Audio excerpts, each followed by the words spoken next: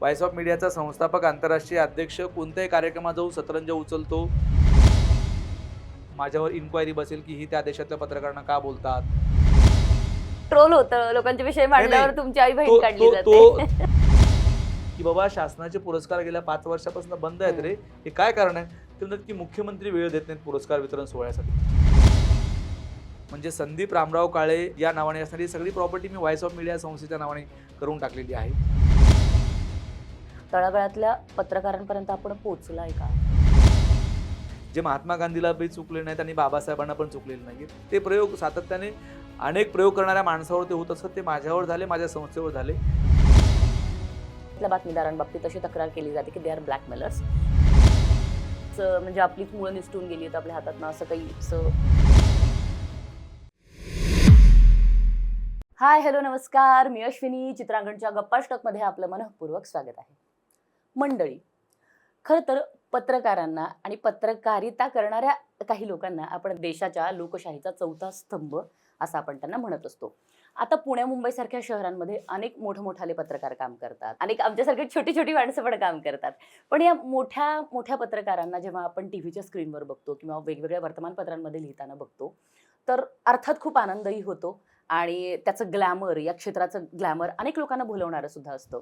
पण at the same time ना मंडळी, गावखेड्यांमध्ये, छोट्या छोट्या गावांमध्ये, खेड्यांमध्ये, तालुक्यांमध्ये, ग्रामीण भागामध्ये अनेक बातमीदार वेगवेगळ्या पद्धतीनं शोधपत्रकारिता करत असतात, बातमीदारी करत असतात आणि प्रामाणिकपणे कित्येकदा तर ही मंडळी की नाही जीवावर उदार होऊन खरं तर ही पत्रकारिता करत असतात. आणि अशा वेळेला यांना एकत्र करणारं असं कुठलंही माध्यम अजूनपर्यंत तरी आपल्याकडे नाही. वेगवेगळ्या ठिकाणी वेगवेगळ्या संस्था आहेत, मात्र त्यांना येणाऱ्या अडचणी, त्यांचे प्रॉब्लेम्स, अगदी आर्थिक विवंचनेपासून ते आरोग्यापर्यंतच्या अनेक समस्या या बातमीदारांना, या पत्रकारांना भेडसावत असतात. पण त्याचं ठोस काही त्यांच्याबद्दल काही करता येत नाही अशी शोकांतिका सगळीकडेच व्यक्त केली जाते. मात्र नुकतीच म्हणण्यापेक्षा गेल्या काही वर्षांपूर्वी ती संस्था सुरू झाली आहे. नुकतीच ती माझ्या माहितीत आलेली आहे. या संस्थेचं नाव आहे व्हॉइस ऑफ मीडिया आणि या संस्थेचे संस्थापक आहेत संदीप काळे, जे स्वतः उत्तम पत्रकार आहेत, उत्तम लेखक आहेत. तर आज ते आपल्याकडे प्रमुख पाहुणे म्हणून आले आहेत. संदीपजी, आपलं मनःपूर्वक स्वागत आहे. हाय, नमस्ते, थँक्यू. कसे आहात? एकदम मजेत आहे. गुड. हसताय ना असं म्हणायचं नाही आपल्याला. संदीपजी, खरं तर तुम्ही स्वतः एक उत्तम पत्रकार आहात. नांदेडसारख्या ग्रामीण भागातनं तुम्ही आलाय, सकाळमध्ये तुम्ही काम केलंय, अनेक ठिकाणी अनेक वर्तमानपत्रात तुम्ही काम केलेलं आहे, अनेक पुस्तकं लिहिलेली आहेत. पण व्हॉइस ऑफ मीडियासारखी एखादी संस्था सुरू करावी असं तुम्हाला का वाटलं? असं आहे की पत्रकार आणि पत्रकारिता ह्या दोन गोष्टी इतक्या विशाल आणि मोठ्या आहेत की त्यांच्या भोवती असणारं वलय, त्यांच्या भोवती असणारं सगळं काम हे पाहता ते अजून सक्षम झालं पाहिजे. सक्षमचा अर्थ खूप वेगवेगळा आहे. म्हणजे ग्रामीण भागातली पत्रकारिता तुम्ही आत्ता उल्लेख केला, त्या ग्रामीण भागातल्या पत्रकारापासून ते जगातल्या सर्वांच्या टोकापर्यंत, म्हणजे साऊथ कोरियापर्यंतच्या जर्नलिझमचे वेगवेगळे भाग आहेत, वेगवेगळे टोक आहेत. तर या सगळ्या जर्नलिस्टला विशेषतः छोट्या-छोट्या पत्रकारांचा एक आधार आणि बॅकिंग सपोर्ट व्हावा या उद्देशातून व्हॉइस ऑफ मीडियाचा जन्म झालेला आहे. असं आहे की एखाद्या न्यायाधीशाला वाटलं की आपण आपल्या भावना, आपल्याला काहीतरी सांगायचं आहे, तर तो पत्रकार परिषद घेतो आणि बोलवतो. प्रत्येकाला असं वाटतं की एखाद्या उदाहरणामध्ये गडचिरोलीसारख्या एखाद्या मोठ्या शेवटच्या गावातला प्रश्न आहे, तो प्रश्न एखाद्या पत्रकाराने मांडला तर तो प्रश्न सुटतो. पण ज्या न्यायाधीशाला वाटतं, ज्या गावातल्या लोकांना वाटतं की आमचे प्रश्न सोडणाऱ्या पत्रकारांना बोलवलं पाहिजे, ते पत्रकार पेपरमध्ये, वर्तमानपत्रामध्ये छापून आलं पाहिजे. पण जे हे सगळं करतात, म्हणजे पत्रकारिता करणारे आणि पत्रकारिता चालवणारे, त्यांची मात्र वाईट अवस्था आहे. म्हणजे त्यांच्या मुलांच्या शिक्षणाचा प्रॉब्लेम आहे, त्यांच्या आरोग्याचा प्रॉब्लेम आहे, त्यांच्या सेवानिवृत्तीचा प्रॉब्लेम आहे, त्यांच्या घरांचा प्रॉब्लेम आहे. सगळीकडे म्हणजे महाराष्ट्रापासून ते आपण जगातल्या सर्वात शेवटच्या टोकावर गेलं तरीही 98% पत्रकारांचे प्रॉब्लेम्स आहेत. 98% पत्रकार, मीडिया हाऊस चालवणाऱ्या मालकांचे प्रॉब्लेम्स आहेत. तर या सगळ्या प्रॉब्लेम्सला चिरंतर टिकणारे काही पर्याय जर आपण नाही केले, नाही काढले, तर हे टिकणार नाही, हे थांबणार नाही. म्हणजे कोणता तरी माध्यम समूह कोणातरी राजकारणाच्या ताटाखालचं मांजर म्हणून काम करतो आणि अनावधानाने त्याच्यामध्ये काम करणाऱ्या लोकांना पण तसंच वागावं लागतं. तर तो काळांतराने टिकू पाहतो अशी अवस्था आहे. पण ज्यांना असं वाटतं की तत्वमूल्य टिकली पाहिजे, पत्रकारिता टिकली पाहिजे, ज्या भावनेतून जे काम करतात त्यांचं काय, तर आम्ही हम्म. त्यांच्यासाठी उभा आहोत अगदी खंबीरपणे. म्हणूनच चांगुलपणासाठी, पत्रकार आणि त्यांच्या कुटुंबियाचे आशीर्वाद घेण्यासाठी आणि शेवटच्या टोकापर्यंत, म्हणजे महाराष्ट्रासारख्या ठिकाणी 143 संघटना ऑलरेडी आहेत पत्रकारांच्या. मग त्यामध्ये व्हॉइस ऑफ मीडिया काय करते, व्हॉइस ऑफ मीडियाचं वेगळेपण काय आहे, तर व्हॉइस ऑफ मीडिया संघटन बांधणी आणि कृतीशील कार्यक्रम यावर प्रचंड फोकस करते. म्हणजे व्हॉइस ऑफ मीडियाचा संस्थापक आंतरराष्ट्रीय अध्यक्ष कोणत्याही कार्यक्रमात जाऊन सतरंज उचलतो, कोणत्या कार्यक्रमाचं स्वतः नियोजन करतो. त्याला स्टेजवर बसायचं नाही, त्याला कुठं मिरवायचं नाही, त्याला काही करायचं नाही. त्याचा एकच उद्दिष्ट आहे की आपल्याला पत्रकार आणि त्यांच्या कुटुंबियाचे आशीर्वाद घेण्यासाठी काम करायचं आहे. या सगळ्या भावनेतून हे सगळं उभं राहिलं. हे केवळ उभं राहिलं नाही, तर हे आत्ता ज्या पद्धतीनं स्टँड बाय झालेलं आहे, म्हणजे तुम्हाला अभिमानानं सांगावंसं वाटतं की देशातल्या, जगातल्या 78 देशांमध्ये जेव्हा एखादं नेटवर्क 5-6 वर्षामध्ये जाऊन पोहोचते आणि खूप मोठ्या प्रमाणावर त्यातून काम उभं राहते, ही साधी गोष्ट नाही. बरं, आमच्याकडे पैसा नाही, आमच्याकडे कुठला राजकीय सपोर्ट नाही, आमच्याकडे एकच शक्ती आहे, ती म्हणजे जीवाला जीव देणारी, प्रचंड काम करणारी माणसं आहेत, की ज्यांना वाटते की आपण ना संदीप काळेसारखं काम केलं पाहिजे. मी प्रत्येकाला सांगत असतो की ही संस्था संदीप काळेची नाही आहे. ही संस्था तुमच्यासोबत काम करणाऱ्या त्या प्रत्येक माणसाची आहे. त्याच्या निर्णयाचं स्वागत आहे, त्याचा स्वाभिमान राखला गेला पाहिजे. आणि प्रत्येकाला जेव्हा असं वाटतं ना, की हा माणूस ना काहीतरी चांगलं करू पाहतोय, याच्यासोबतची माणसं ना काहीतरी चांगलं करू पाहतायत, तेव्हा तुमच्यासोबत असणारी प्रत्येक माणसं तुमच्यासोबत जोडल्या जातात. तुम्ही इमॅजिन वा. करू शकता, एखाद्या संस्थेमध्ये 12-12 प्रकारच्या वेगवेगळ्या विंग्स काम करतात. साप्ताहिक विंग, डिजिटल विंग, महिला wing, radio wing, TV wing, या स्वरूपाने आम्ही सगळ्यांना बांधून ठेवले. आणि प्रत्येकाला आम्ही हेच सांगत असतो की आपल्याला ना या आपल्या लोकांसाठी काम करायचं आहे. मी कोणत्या विचाराचा आहे, मी कोणत्या विचारातून आलेलो आहे, याच्यापेक्षा माझ्यासोबत काम करणाऱ्या सगळ्या लोकांवर मी काय संस्कार करतोय आणि ते संस्कार कामामधून त्यांच्यावर कसे बिंबवतात, ते फार महत्त्वाचं आहे. आज जगभरामध्ये 7,40,000 लोकांचं नेटवर्क, पत्रकारांचं पूर्ण वेळ क्या काम बात है. करणाऱ्या उभं करणं ही सोपी गोष्ट नव्हती आणि ती सोपी नाहीये. मुळात आपल्याला 195 देश पूर्ण करायचे आहेत. आत्ता 78 देश झालेले आहेत आणि एक स्वप्न आहे की आपल्याला वेगळं काही करायचं आहे. हम्म. माझं करिअर माझी संस्था आहे, माझं कुटुंब माझी संस्था आहे आणि माझ्याकडे जे काही आहे, म्हणजे मी अनेकांना तेच सांगत असतो की उद्या समजा मी आता बांगलादेश आणि पाकिस्तानमध्ये खूप छान नेटवर्क आपलं झालेलं आहे, तर मला असं होऊ शकतं की माझ्यावर इन्क्वायरी बसेल की ही त्या देशातल्या पत्रकारांना का बोलतात, किंवा त्या देशातल्या नेटवर्कचा यांचा काय संबंध आहे. तर माझ्याकडे असणारी सगळी प्रॉपर्टी, म्हणजे संदीप रामराव काळे या नावाने असणारी सगळी property me voice of media संस्थेच्या नावाने करून टाकलेली आहे. मला कुठल्याही गोष्टीचा मोह यासाठी नाहीये की मला खूप मोठं लाँग टाईम, म्हणजे 400 वर्ष टिकणारं काम उभं करायचं आहे.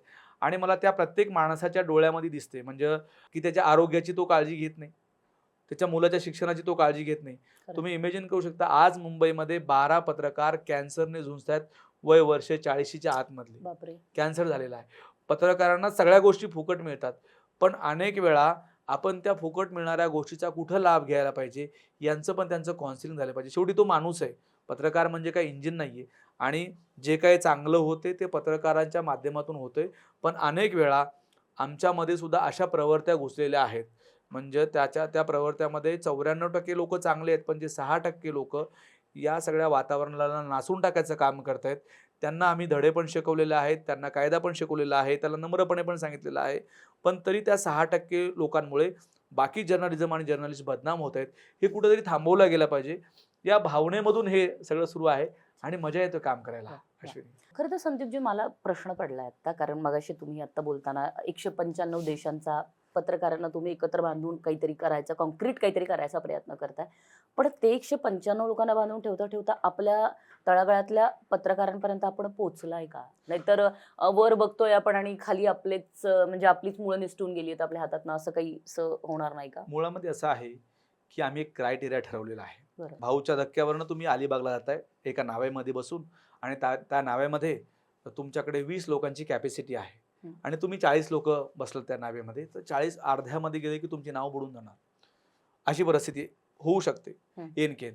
आम्ही त्यासाठीच आमचा एक क्रायटेरिया ठरवलेला आहे. आम्ही काय केलेलं आहे की एक जिल्हा आहे, लातूर सारखा जिल्हा आहे किंवा नांदेड सारखा जिल्हा आहे. त्या जिल्ह्यामध्ये 25 लोकांची टीम आम्ही उभं केलेली आहे. पहिल्यांदा 25 लोकांची टीम असेल, 24 लोकांची, 3 अध्यक्ष आणि 21 लोकांची कोर टीम. हे झालं जिल्ह्याचं स्ट्रक्चर.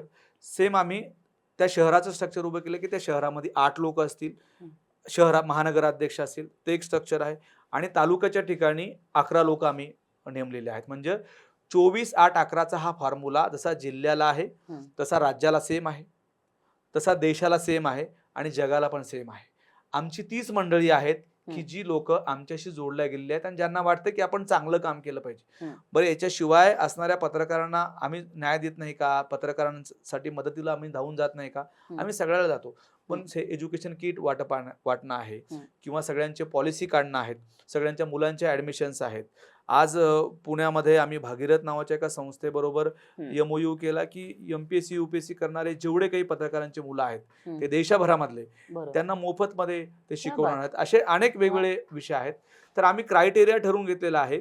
गावातल्या छोट्यातल्या छोट्या सेलू तालुकापासून ते इराणपर्यंत एक क्रायटेरिया ठरवून घेऊन आम्ही काम केलेलं आहे. आम्ही संघटन बांधतो, त्यांना कृतीशील काम देतो आणि त्या कामाच्या माध्यमातून आम्ही पुढे सगळ्या गोष्टी करतो. खाली पण जोरदार काम सुरू आहे आणि वर पण काम जोरदार सुरू आहे. टीम चांगली बांधून आहे आणि प्रत्येकाला माहित आहे की हे काम कशासाठी करतात. अच्छा, गुड. म्हणजे प्रत्येकाला त्यांचा मोटिव्ह माहिती आहे काम अगदी बरोबर. बेसिकली काय होतं ना संदीपजी, कोणतंही कॉन्क्रीट काम करायला किंवा काही एखादी गोष्ट घडायला त्यामागं ना काहीतरी एखादं मूळ कारण असावं लागतं किंवा एखादी घटना असावी लागते, एखादा अपमानही सुद्धा असावा लागतो. तर व्हॉइस ऑफ मीडिया सुरू करण्यामागे अशी कुठली एखादी घटना होती का, किंवा असा एखादा अपमान होता का, किंवा असं एखादं विशेष कारण होतं का की ज्याच्यामुळे तुम्हाला असं वाटलं की नाही बाबा व्हॉइस ऑफ मीडिया सारखी एखादी संस्था आपण सुरू केली मी पाहिजे? घटना तर तुम्हाला निश्चितपणे सांगतो, पण हे सगळं सुरू करताना, सगळं उभं करताना अनेकांना वाटायचं की आमची आता मक्तेदारी संपते की काय? अनेकांना वाटायचं की बाबा यांची संस्था मोठी होते, मग आमच्या संस्थेचं काय? मी प्रामाणिकपणे, म्हणजे महाराष्ट्रामध्ये 143 संस्था आहेत, त्यापैकी 7 ते 8 संस्था खूप चांगलं काम करतात, मोठं काम त्यांचं सुरू आहे.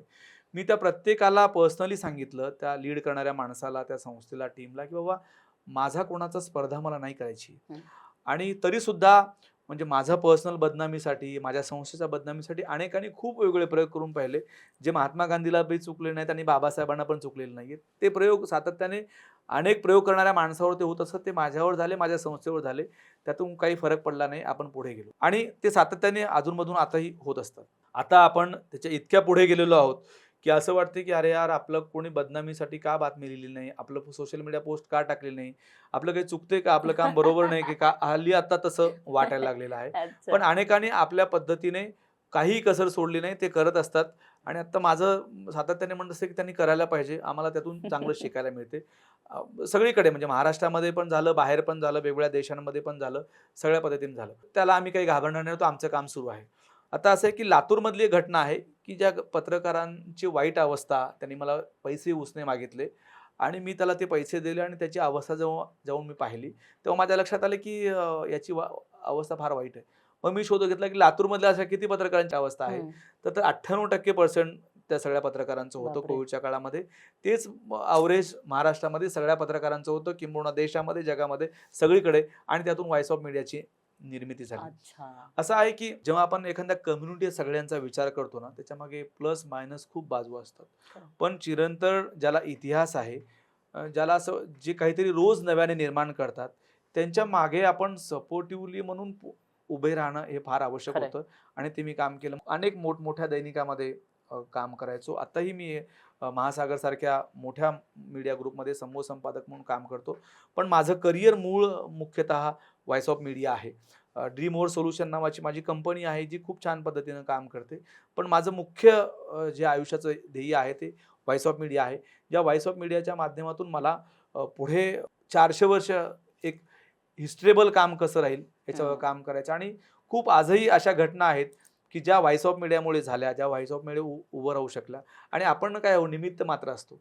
म्हणजे मी सगळ्यांना तेच सांगत असतो की माझी भूमिका ही एका पोस्ट मास्टरची आहे, त्याच्या पलीकडे माझा काहीच रोल नाहीये.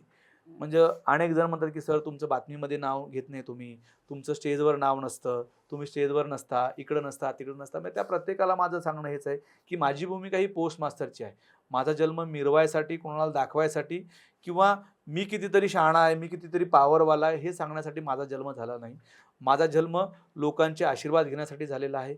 माझा जन्म एका कम्युनिटीला पूर्णपणे उभं करण्यासाठी झालेला आहे. म्हणजे तुम्हाला मी किती उदाहरण सांगू की आपली जी पंचसूत्री आहे व्हॉइस ऑफ मीडियाची, की पत्रकारांचं घर असलं पाहिजे, पत्रकारांचं आरोग्य असलं पाहिजे, त्याच्या कुटुंबियाचं आणि त्याचं, पत्रकारांच्या मुलांचं शिक्षणाच्या बाबतीमध्ये विचार केला गेला पाहिजे, त्याच्यामध्ये त्याची पण स्किलिंग आली, पत्रकारांची काळाप्रमाणे त्यांनी बदललं पाहिजे, हे पण आलं.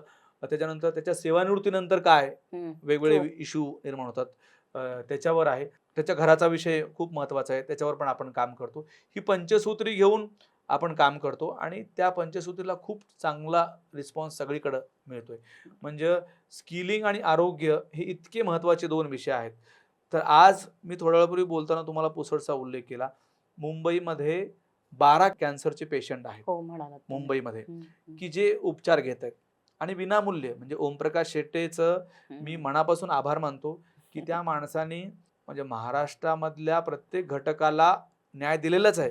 पण पत्रकाराला इतका मोठ्या स्वरूपावर त्यांनी न्याय दिलेला आहे, पत्रकारांच्या सगळ्या विषयाला, प्रश्नाला, की आज ओमप्रकाश शेटे एका देवापेक्षा कमी नाहीये. त्याचं कारण असं, की पत्रकार असो की त्याची फॅमिली असो, त्याला कितीही लाख रुपये कुठं लागू द्या, काहीही होऊ द्या, ते पूर्णपणे माफ करणं, त्याचा विनामूल्य इलाज करणं, हे गेल्या 5 वर्षापासून सुरू आहे. क्या बात आहे. माझ्याकडं आज महाराष्ट्रामध्ये किमान मी तुम्हाला अगदी आकडेवारी सहज सांगतो की 1,500पेक्षा जास्त लोकांचा इलाज मोफतमध्ये केला आणि ते मोठ्या आजारामध्ये, छोटे आजार नाहीच आहे काही. आता जे मी 12 पेशंटचा तुम्हाला उल्लेख केला की कॅन्सरच्या शेवटच्या स्टेपमध्ये आलेले लोक आहेत, ते बॉम्बे हॉस्पिटलसारख्या मोठमोठ्या ठिकाणी ट्रीटमेंट घेत आहेत आणि त्यांना मोफतमध्ये इलाज सुरू होतोय.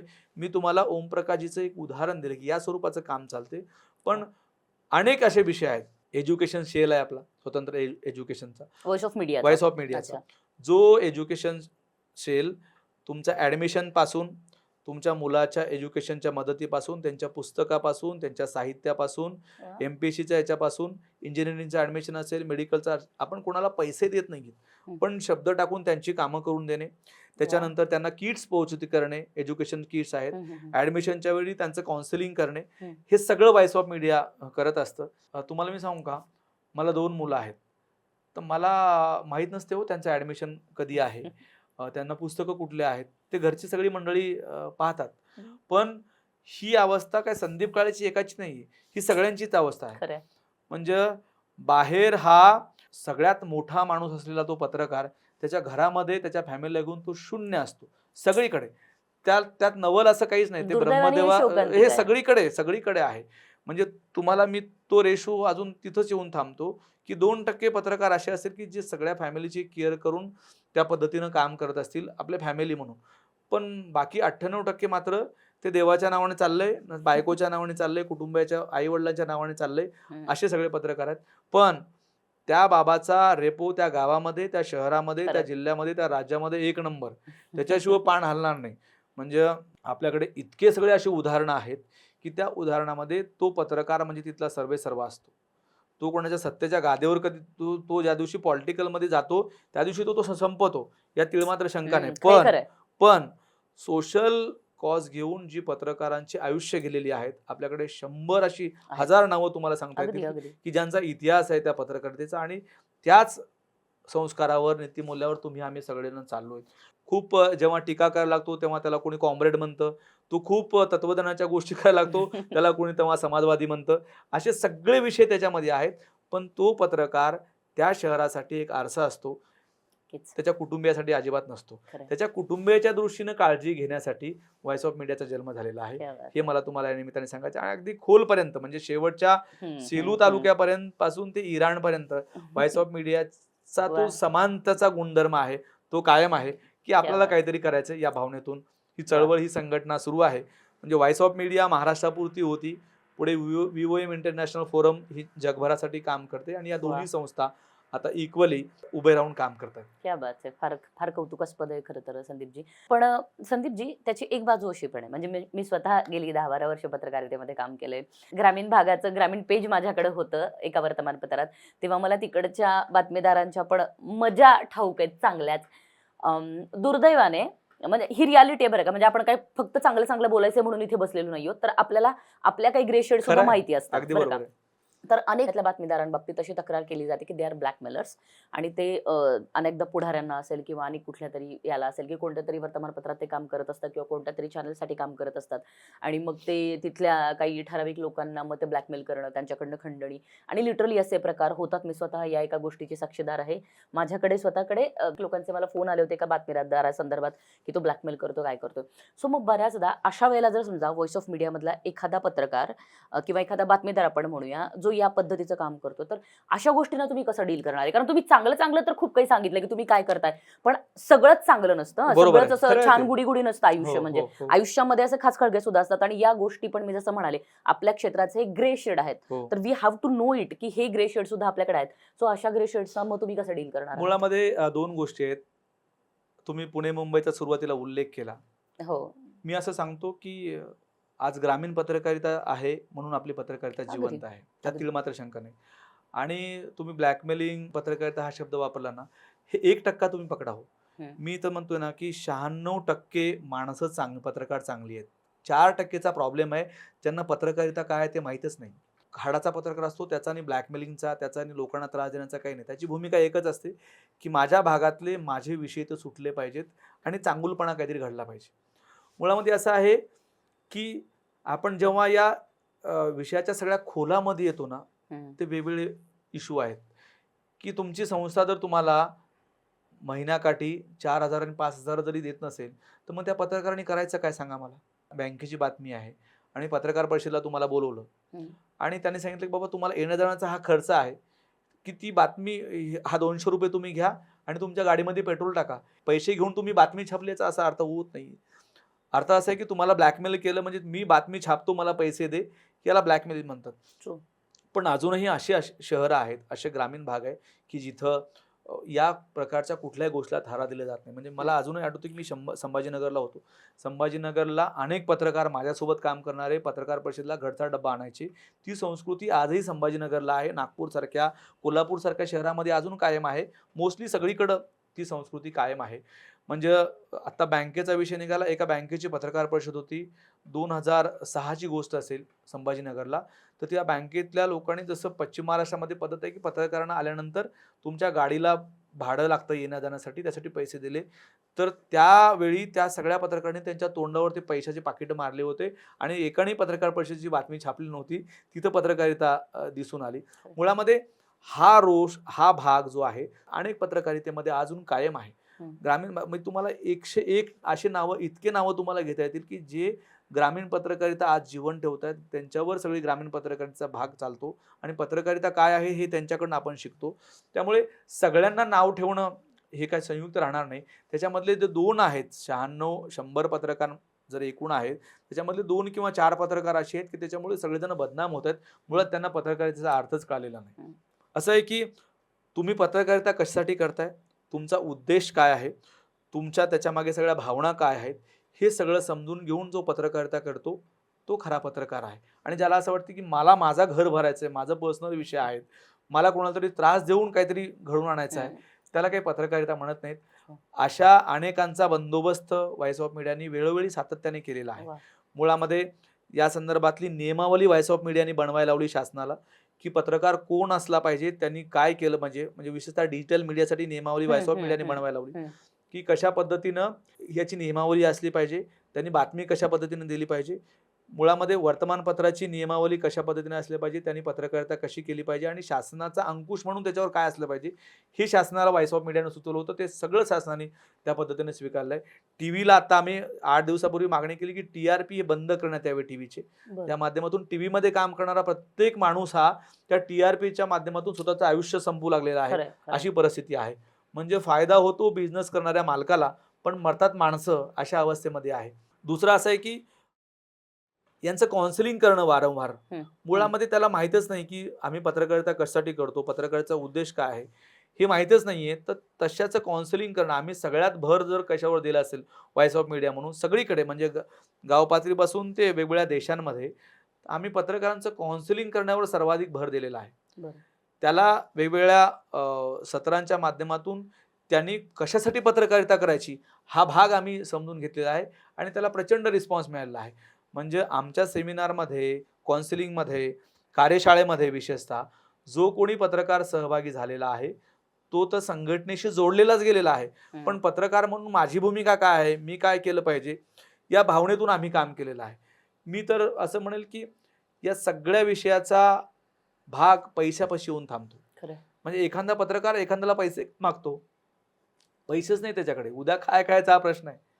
तुम्ही मिरवता खूप, तुमचा पॉवर आहे, सगळ्या गोष्टी आहेत, तुम्ही आलात पत्रकार एका पॉवरच्या स्टाईलने. अनेक जण म्हणजे आपल्यामध्ये 80% प्रॉब्लेम असा आहे की मला काहीतरी पॉवर मिळते, एक इज्जत मिळते, काय मी माझं ग्लॅमर. वेगळं आहे, ग्लॅमर या आहे, क्षेत्राचं या ग्लॅमरला भावनेतून, भुलूनच म्हणजे जसं येतात. लाल दिव्याचं आहे तसं ग्लॅमर बघून.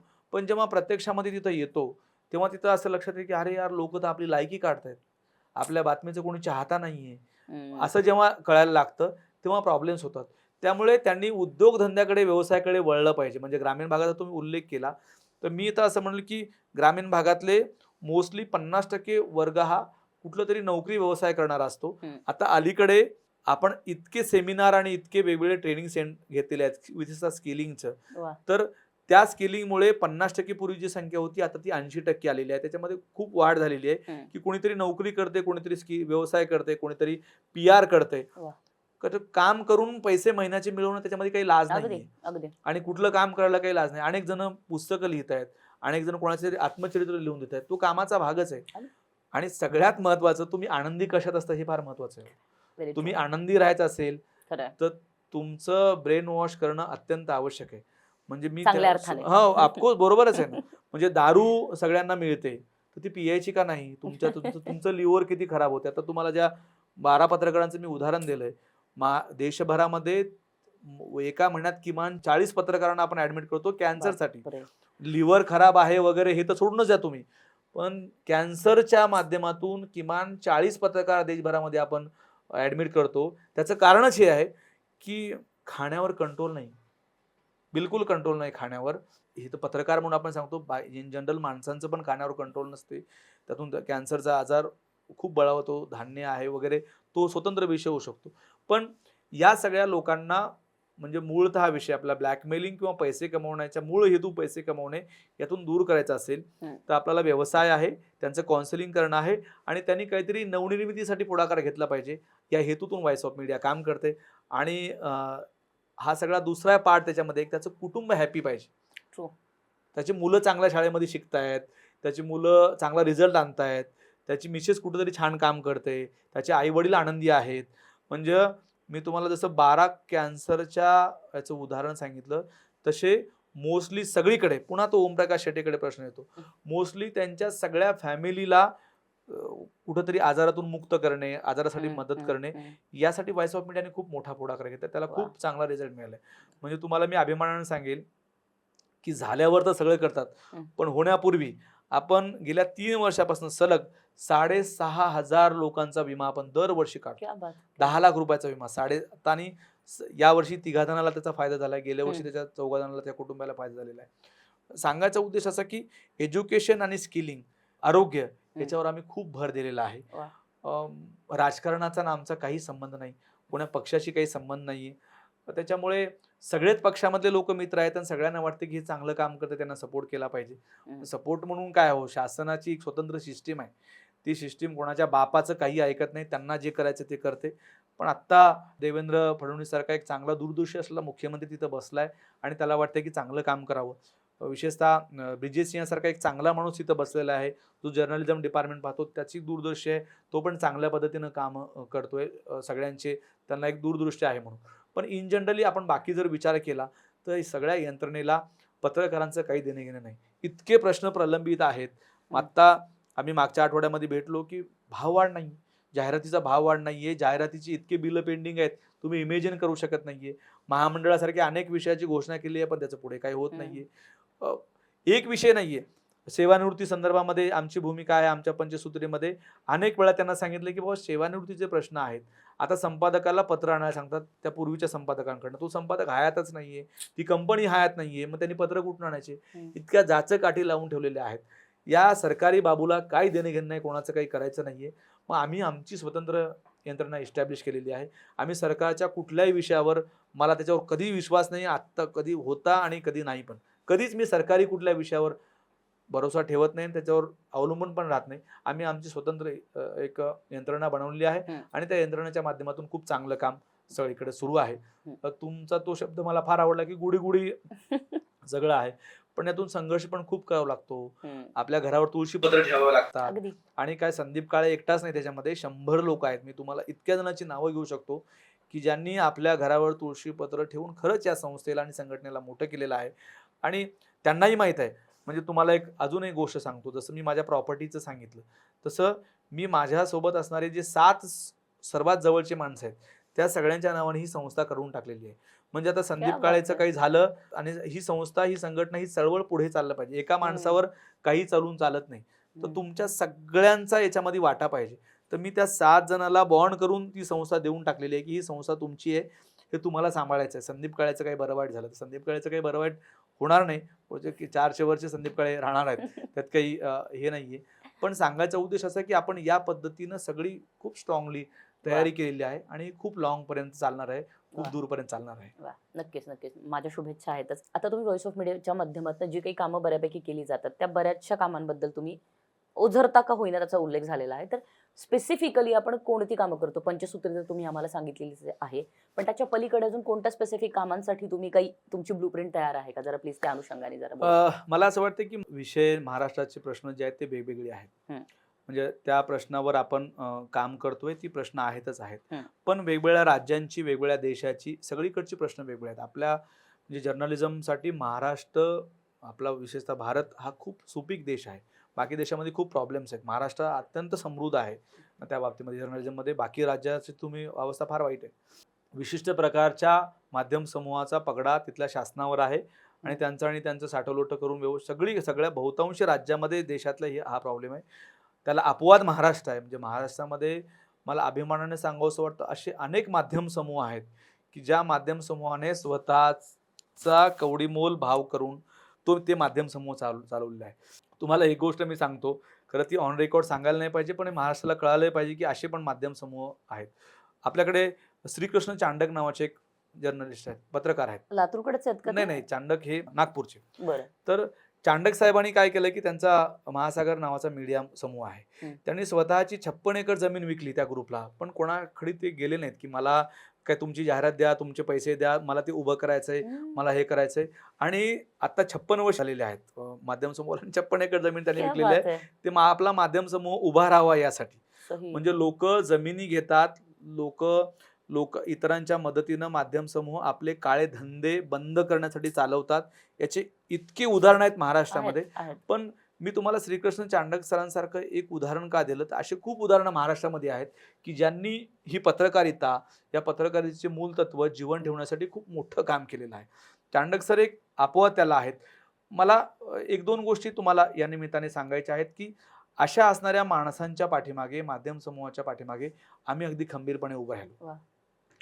एक विषय अजून त्याच्यामध्ये आहे की पत्रकारांची पिढी पुढची शिकली पाहिजे, त्यांची मुलं शिकली पाहिजे. म्हणजे आज पुण्यामधला तुम्हाला मी जसा विषय सांगितला, तसे इतके विषय आहेत की आम्ही एज्युकेशन सेल स्थापन केलं, आम्ही मेडिकल सेल स्थापन केलं, आम्ही इंजिनिअरिंगचं स्वतंत्र सेल आहे, मेडिकलचं स्वतंत्र सेल आहे आणि आरोग्याचं स्वतंत्र सेल आहे. या सगळ्या सेलच्या माध्यमातून पत्रकारांची मुलं जी वेगवेगळ्या विषयापासून वंचित राहतात, त्यांना तो हक्क मिळत नाही, तो अधिकार मिळत नाही, त्यासाठी आम्ही काम केलं. त्याला प्रचंड रिस्पॉन्स मिळाला. म्हणजे खाजगी कोचिंगवाल्यांचा आम्हाला इतका रिस्पॉन्स दिला की नांदेडसारख्या ठिकाणी, लातूरसारख्या ठिकाणी, आता पुण्यामध्ये सुद्धा त्या कोचिंग क्लासवाल्यांनी सांगितलं की तुमच्या जिल्हा अध्यक्षाचं शिफारस पत्र आलं की आम्ही त्याला मोफतमध्ये ऍडमिशन देऊ. किती 50,000 फीस आहे, ₹1,00,000 फीस आहे, तर आम्ही त्याला मोफतमध्ये हे करूया. अनेक सेवानिवृत्तीनंतर असणाऱ्या पत्रकारांचे प्रश्न आहेत की सरकारने त्याला तुटपुंज काय 20-22 हजार रुपये वेतन सुरू केलेलं आहे, पण ते त्याला मिळत नाही कागदपत्राच्या अभावी.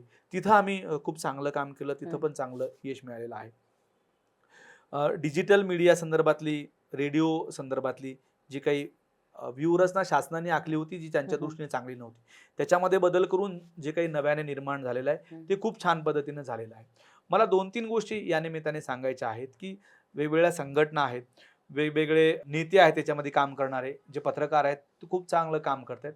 त्या सगळ्या ज्येष्ठांना मला एवढं सांगायचं आहे, की मी किंवा माझी संस्था, माझी माणसं कोणाची स्पर्धा करण्यासाठी किंवा कोणाची तरी मक्तेदार मोडीत करण्यासाठी इथं नाही आलेलो. आम्हाला काहीतरी लोकांसाठी काम करायचं आहे आणि ते काम करत असताना उगाच आकाशातून काहीतरी करायचं आहे याला काही अर्थ नाहीये.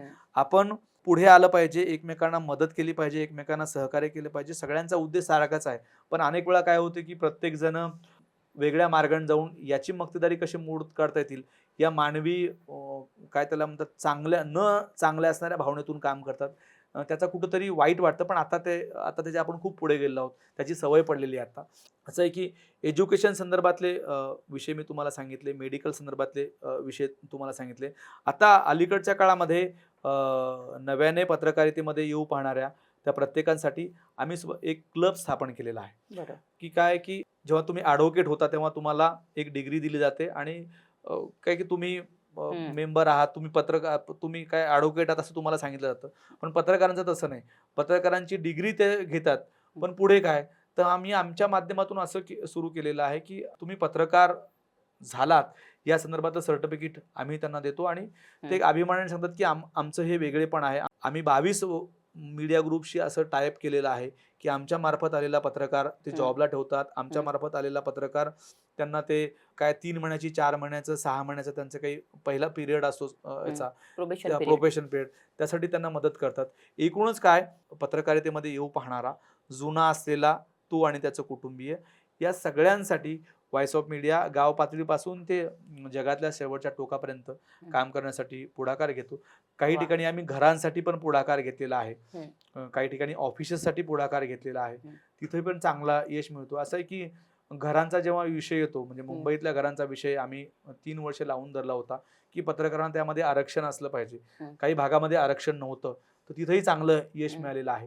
सांगायचा उद्देश असा की एक पत्रकार आणि त्याच्या दैनंदिन जीवनामध्ये त्याला येणाऱ्या अडचणी यावर मात करण्यासाठी आम्ही पुढाकार घेऊन काम करतो. त्याच्यामध्ये खूप सगळे विषय आणि खूप सगळ्या गोष्टी आहेत. म्हणजे मला हे सगळं ऐकताना खरंच खूप छान वाटते संदीपजी.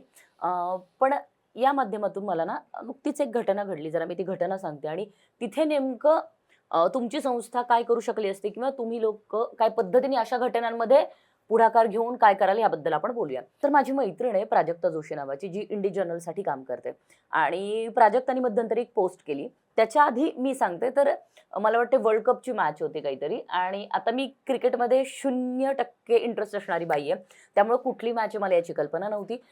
पण मी माझ्या मैत्रिणीसोबत तुळशीबागेत फिरायला गेले होते, शॉपिंग केली, जेवण केलं, आईस्क्रीम खाल्लं आणि निघायच्या वेळी निघालो आणि आम्ही अडकलो ट्रॅफिक जाममध्ये.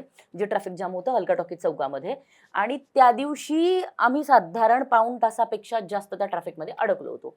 आणि मग अगदी तिथे बस होती तर बसवर चढून काही लोक अगदी जय श्रीरामच्या घोषणा देत सगळा उन्मादच, माझ्या दृष्टीने तो उन्मादच होता. तो विजयोत्सव नव्हता, उन्माद होता. किंचाळ्या, आरडाओरडा, ते वाजवणं सगळं ते इतकं त्रासदायक होतं.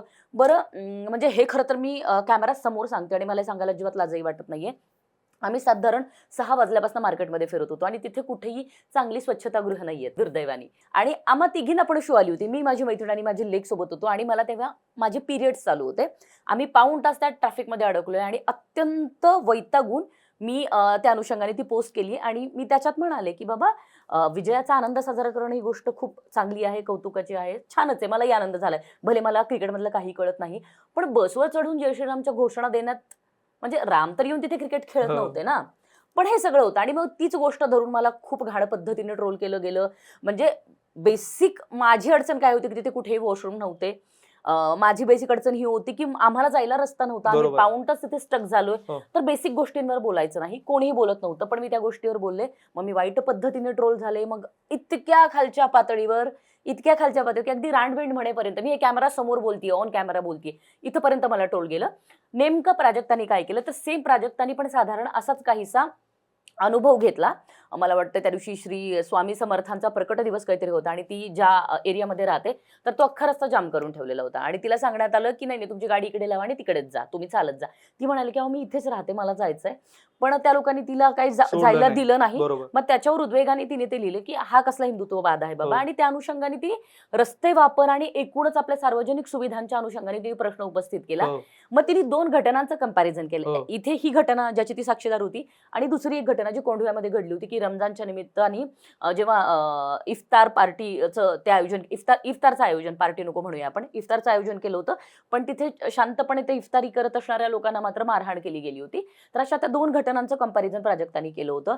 तर प्राजक्ताला पण अत्यंत वाईट आणि अत्यंत खालच्या पातळीवर जाऊन तिला ट्रोल करण्यात आलं, तिला धमक्या देण्यात आल्या आणि अगदी रात्री 12 वाजेपर्यंत प्राजक्तासोबत मी स्वतः पोलीस स्टेशनमध्ये होते. आमचा मित्र प्रथमेश पाटील होता, कौस्तुभ खांडेकर नावाचे आमचे मित्र होते, स्मिता शेट्टी होत्या, अभ्यंकर सर होते. आम्ही 6 माणसं असं होतो आणि तिकडची 40-50 माणसं होती. हो. आता अशा केसेसमध्ये मला सांगा की इतक्या वाईट पद्धतीने सोशल मीडियावर ह्युमिलेट केलं जातं. म्हणजे असं होतं की माझ्या त्या पोस्टवरच्या कमेंट वाचून तर असं झालं होतं की मला माझ्या रिलेटिव्हचे फोन आले की अगं नको अश्विनी, आम्हाला ते बघवलं जात नाहीये, वाचवलं जात नाहीये. हो.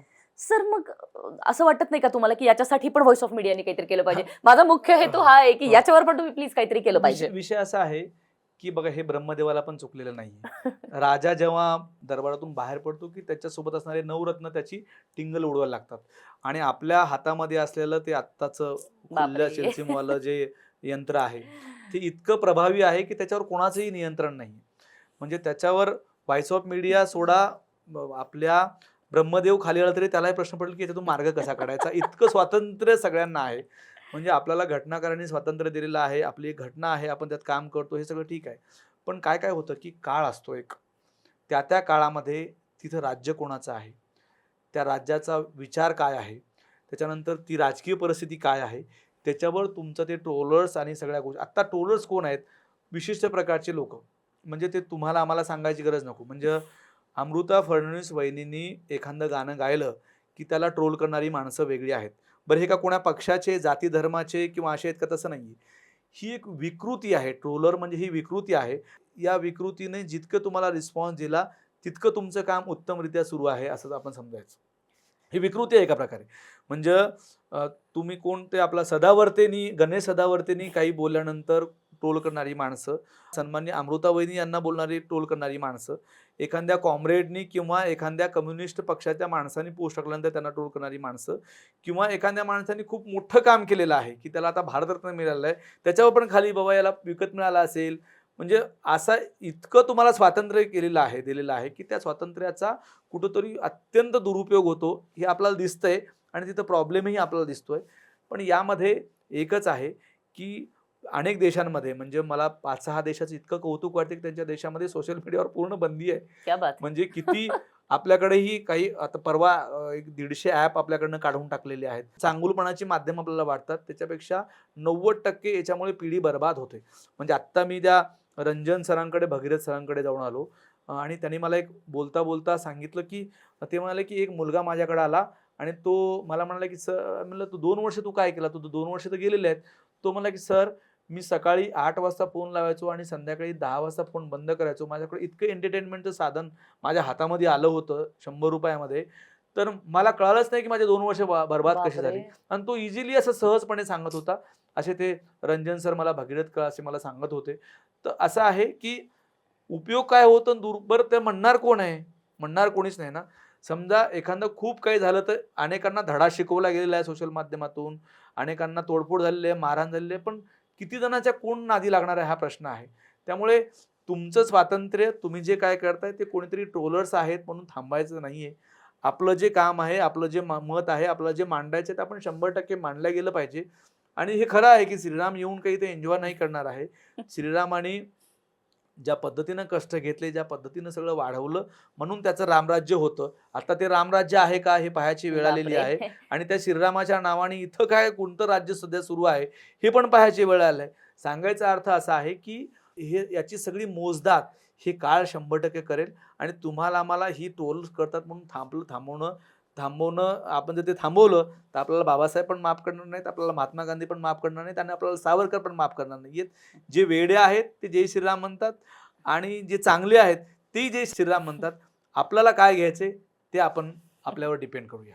नाही, मला एवढंच वाटतंय, म्हणजे मी या दोन्ही घटना सांगण्यामागचा मुख्य हेतू हाच होता की व्हॉइस ऑफ मीडियाच्या माध्यमातून जर तुम्हाला या सगळ्या गोष्टींसाठी काही मी कंट्रोल सोशल करता आला मीडियाचं तर. तुम्हाला सांगितलं आहे की हम्म, सोशल हम्म, मीडिया संदर्भामध्ये पण ते जर्नलिस्टला घेऊन होतं की हम्म. सोशल मीडिया, डिजिटल मीडिया जो आहे, हो. ज्याच्यावर सगळे माध्यम एकत्रित आलेली आहेत, हम्म. ज्याच्यावर सगळ्या माध्यमांचं आता 80% काम हे सगळं डिजिटल मीडियावर चाललेलं आहे. वा. तर त्या डिजिटल मीडियाने नेमकं लोकांसाठी चौकटीत राहून कसं काम केलं पाहिजे याची एक सूचना आम्ही शासनाला केली होती, जी शासनाने मान्य केली हम्म. की कोणाच्या भावना दुखवल्या जाणार नाहीयेत आणि कोणाला त्रास होणार नाही या स्टाईलने लोक ती पत्रकारिता झाली पाहिजे. आम्ही पॉझिटिव्ह जर्नलिझम हे पॉझिटिव्हच असते, तरी सुद्धा आम्ही पॉझिटिव्ह जर्नलिझम पुरस्कार सुरू केला. तो बरोबर. कशासाठी सुरू केला?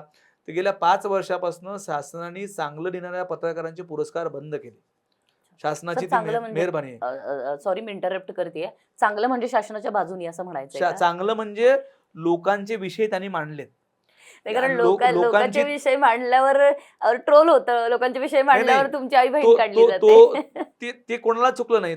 तुम्ही काय वाटते, तुम्ही एकटेच आहेत का? सावित्रीवर शेण फेकणारा समाज, तुकारामाच्या गाथा बोलणारा समाज, तुमची काय आरती करतील का? असं कधी होणार नाही. तुम्ही अपेक्षा पण ठेवू नका.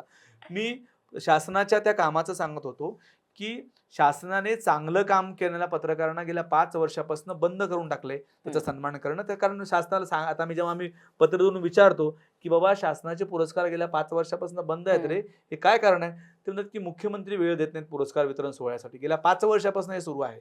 तुम्हाला इमॅजिन करू शकत नाही. मग आम्ही काय केलं, ज्या धर्तीवर शासन पत्रकारांना सन्मानित करत होतं आणि त्यांच्या काय त्यांच्यामध्ये असणाऱ्या वेगवेगळ्या याला न्याय देत होतं, तर आम्ही सुरू केलं 5 वर्षापासून वा. की तुमच्या वर्षभरामधनं फक्त त्यांनी 42 बातम्या पॉझिटिव्ह लिहायच्या, म्हणजे समाजाच्या. अशा तशा नाही, सामान्य नाही, चांगलं. म्हणजे संदीप काळेनं कॉलम लिहिला तर त्याला 10,000 मेल येतात किंवा हजारो लोक म्हणतात की अरे वा, हे फार जबरदस्त आहे. तसं इफेक्टिव्ह लिखाण, मी संदीप काळे एक उदाहरण दिलं, असे संदीप काळे मार्केटमध्ये खूप चांगलं लिहिणारे आहेत. असे इफेक्टिव्ह लोकांना आम्ही घेऊन त्याचा सन्मान केला आणि उद्देश एवढाच होता, म्हणजे त्या पंथीलाही माहिती आहे की खूप काळोख पसरलेला आहे. सगळीकडे काय आपण उजळ सूर्यासारखं करू शकत नाही, आपण सूर्य होऊ शकत नाही, पण तिच्या अवतीभोवती तरी थोडासा प्रकाश आहे असं त्या पंक्तीला वाटतं, त्या खारुताईला वाटतं की आपण काहीतरी वाटा आपला दिला पाहिजे. या भावनेतून ते काम सुरू केलं. तुम्हाला सांगतो, दरवर्षी 4,000 आणि 3,000 पत्रकार त्याच्यामध्ये सहभागी होतात. वाह, क्या बात है. आणि तुम्ही इमेजिन करा, 4,000 पत्रकार इंटू 42 बातम्या त्यांनी समाजासाठी लिहिल्यात, तर किती चांगुलपणा असेल. मुळामध्ये असं आहे की आपण काहीतरी चांगलं करण्यासाठी पुढाकार घ्यायचा आणि ते आपणच करू शकतो या भावनेतूनच घ्यायचा. म्हणजे छत्रपती शिवाजी महाराज दुसऱ्याच्या घरामध्ये जन्मावे, ही भावना तर कधीच लोप पावलेली आहे. तुम्ही स्वतः छत्रपती शिवाजी महाराजांचे विचाराचे पाईक बनले पाहिजेत आणि तुम्ही त्या पद्धतीने काम केलं पाहिजे. हे खूप आता महत्वाचं आहे. बघा ते होत संदीपजी, बघा आता तुम्ही सुद्धा शिवाजी म्हणता म्हणता पुन्हा छत्रपती शिवाजी महाराज म्हणालात, पण ते इतकं सवयीचं आपल्याला की माझा राजा, माझा शिवबा असं म्हणत माझा शिवाजी महाराज असं म्हणणारे आपण आता छत्रपती शिवाजी महाराज असं इथपर्यंत आलोय. तो अंतर्मनामध्ये आहे. असं आहे की कॉम्रेड गोविंद पानसरेनं एक पुस्तक लिहिलं, त्याचं नाव होतं शिवाजी कोण होता. शिवाजी कोण होता म्हणजे त्या शिवाजी या म्हणण्यामध्ये जो आहे आत्मीयता, भावना, ती आत्मीयता आहे. म्हणजे महाराज म्हणले की मुजरा हा आपल्याला येतोच, हा विषय आहे. पण तरीही एखाद्याच्या भावना दुखवल्या जात नाहीत, ही पण आपल्या मनामध्ये येते आणि त्याच्या भावना रास्त असतात. आता त्याच्यामध्ये किती राजकारण आहे, किती भोंदूगिरी आहे, तो भाग वेगळा असतो. पण आपल्या भावना खूप वर आल्या, हल्ली जरा जास्तीच्याच वर आलेल्या आहेत. नाही, ते स्वतंत्र खूप कशावरही दुखावल्या जातात, कशाही स्वातंत्र्य आहे ना खूप. तुम्हाला स्वातंत्र्य खूप आहेच. आणि बेसिकली व्हॉइस ऑफ मीडिया त्यासाठी डिजिटल मीडियाला आपण जोडलेलं आहे की लोकांनी चांगुलपणासाठी जर्नलिझम आपलं केलं पाहिजे. वा वा. संदीपजी, शेवटच्या प्रश्नाकडे येते आता की भविष्यातले व्हॉइस ऑफ मीडियाचे तुमचे प्लॅन्स काय आहेत, जरा त्या अनुषंगाने 195 देश आपला हा नारा आहे की 195 देशापर्यंत आपल्याला जायचं आहे. हा एक भाग आहे. दुसरा भाग सगळ्यात महत्वाचा आहे की आमचा जो 24-8-11चा आम्ही प्लॅन केलेला आहे. 24-8-11 म्हणजे 24 जिल्ह्याची टीम, 8 शहराची टीम आणि 11 तालुक्याची टीम, यांनी अवघा देश, अवघा जग आम्हाला बांधायचं आहे. आणि वन लाईन स्टोरी, पत्रकारांचे आशीर्वाद घेण्यासाठी काम करायचं आहे. मी असलो काय काही फरक पडणार नाही, माझ्यासोबत असणारी कोर टीम असलो काय काही फरक पडणार नाही. ही आता ये आग हमने लगा दी है, ये आग अभी ती चालत राहील. असं आहे की या निमित्ताने मी जे विपुल लेखन केलं त्या लेखनाचा मला असा फायदा झाला की ही संस्था अजून खूप दूरपर्यंत गेली. आणि काळ कोणासाठी थांबत नसतो. म्हणजे मला अनेक जण म्हणतात की मी जेव्हा म्हणतो ना की अरे यार तू तिकडला अध्यक्ष झालं पाहिजे, तुम्ही तिकडले अध्यक्ष व्हा, तुम्ही तिकडे काम करा, हे करा. तर मला कारणं सांगितलं जातात की माझं मूल लहान आहे किंवा माझ्या घरामध्ये प्रॉब्लेम्स आहे किंवा माझे असे इश्यू आहेत. हे सगळं 400 वर्ष न थांबणार आहे. हे कधीही थांबत नाही. हा टोमणा माझ्यापर्यंत क- क- पोहोचलेला कधी आहे. कधी नाही नाही म्हणजे तुमचं एक उदाहरण असं नाही. असे अनेक जण आहेत की ज्यांचा घरामध्ये कोणीतरी आजारी असते, ज्यांच्या घरामध्ये काहीतरी मुलाची परीक्षा असते, हो. ज्यांच्या घरामध्ये काहीतरी सण उत्सव असतो, काहीतरी प्रॉब्लेम्स असतात आणि ते प्रॉब्लेम सांगून ते काम पुढे जात नाही. पण जे लोक ज्यांना वाटते की आपण 5 मिनिटं का होईना वेळ द्यायचा आणि समाजसेवा म्हणजे काय असते हो? म्हणजे मी जर पूर्वीच्या काळीसारखी दाढी वाढवून खादीचे कपडे घालून शबनम अडकून मी बाहेर चाललोय, पन्नालाल सुराजी एक त्या स्टाईलमध्ये मी चाललोय, तर असं असं नाहीये ते. असं आहे की तुम्ही रोज चांगलं काम काय करताय किंवा तुम्हाला जे काही काम वाटून दिलेलं आहे ते प्रामाणिकपणे तुम्ही कसं करताय, तीच तुमची खरी समाजसेवा आहे. आणि तुम्ही चिरंतन टिकणारं काहीतरी उभं करू पाहताय, तुमचं काहीतरी स्वप्न आहे, तर ते खूप छान पद्धतीनं आपल्या पुढे जाऊ शकतो. असं आहे की समाधानी आपण कशानं आहोत ते सगळ्यात महत्त्वाचं आहे. म्हणजे मी नेहमी त्या एका मंत्री असणाऱ्या माझ्या मित्राचं उदाहरण देत असतो. त्यांनी मला सांगितलं होतं, मी त्यांना विचारलं की सर तुम्ही आता जगातल्या सर्वोच्च श्रीमंत माणसांमध्ये आहात, पण आता तुम्हाला आता काय करावं असं वाटतं? त्याने मला सांगितलं की संदीप मला असं वाटतं की माझ्या आसपास असणाऱ्या खूप माणसाला कॅन्सर खूप झालेला आहे. तर मला ना 1 एकर कुठेतरी शेत घ्यायचं आहे आणि मला स्वतः शेती करायची आणि त्याचं मला धान्य खायचं आहे आणि मला समाधानी व्हायचं आहे. यार मी समाधानी नाहीये. तर समाधानी व्हायचं असेल तर तुम्ही लोकांसाठी काम करा. समाधानी व्हायचं असेल तर तुम्ही लोकांचे आशीर्वाद घेण्यासाठी काम करा. निसर्ग तुम्हाला निश्चितपणे भरभरून देईल. आणि यामध्ये सुद्धा याचं कोणी गैरवापर केला, याचं स्वतःसाठी म्हणजे व्हॉइस ऑफ मीडियाचा पदाधिकारी झालेला आहे आणि त्यांनी काहीतरी व्हॉइस ऑफ मीडियाच्या नावाने काहीतरी केलं आणि गैरजिम्मेदारीतून पैसे कमावले, तर त्याच्या लेकराबाळाला त्याचा शाप लागेल. त्याचे लेकरबाळं कधीही चांगले निघणार नाहीत. हे आमचं अलिखित नियमावली आमच्याकडे निसर्गाकडून आम्ही बनवून घेतलेली आहे आणि त्याची उदाहरणं सुद्धा आमच्यासमोर अनेक आहेत. तर मला असं वाटतं की काम सुरू आहे. त्यात करायला मजा येते. रोज लोकं जोडतात वा. आणि आपण वेगळं काहीतरी करतोय. आपण म्हणजे तुमच्यासारखं ट्रोल मी झालो आणि मला त्याचं दुःख वाटलं असं मला कधीही वाटणार नाही. कारण ट्रोलरचं काम आहे ते ट्रोल करायचं.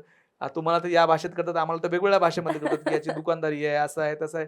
आम आम्हाला बाबासाहेबांनी सांगितलेलं आहे, की आपण लोकांसाठी काम करायचं, पीडितासाठी काम करायचं. आम्हाला महात्मा गांधींनी सांगितलं आहे, की अहिंसात्मक भावना घेऊन तुम्ही काम करायचे. खरं. आम्हाला कॉम्रेड गोविंद पानसरेंनी सांगितलेलं आहे, की बाबा काही असो पण शेवटच्या माणसाला न्याय मिळाला पाहिजे या भूमिकेतून काम केलं आहे. ती भूमिका चालू आहे.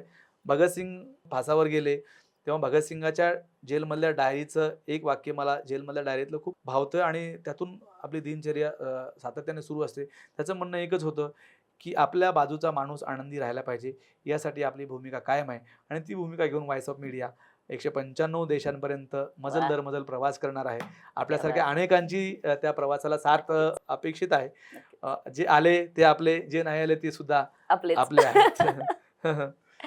सो खूप छान वाटलं संदीपजी. मस्त गप्पा झाल्या आपल्या. त्यानिमित्ताने तुमच्या व्हॉइस ऑफ मीडियाबद्दलच्या खूप इन डिटेल मला माहिती मिळाली आणि मला खात्री आहे आजच्या या संवादानंतर अजूनही बरीचशी मंडळी व्हॉइस ऑफ मीडियाला जोडली जातील आणि तुमचा हा प्रवास अगदी 185 195 195 देशांपर्यंतचा हा तुमचा प्रवास अगदी फुलफिलमेंटपर्यंत पोहोचो आणि डेफिनेटली एक समाधान जे तुम्हाला अपेक्षित आहे ते सगळं समाधान मिळो तुम्हाला. सो या शुभेच्छांसह आभाळभर शुभेच्छा व्हॉइस ऑफ मीडियाला.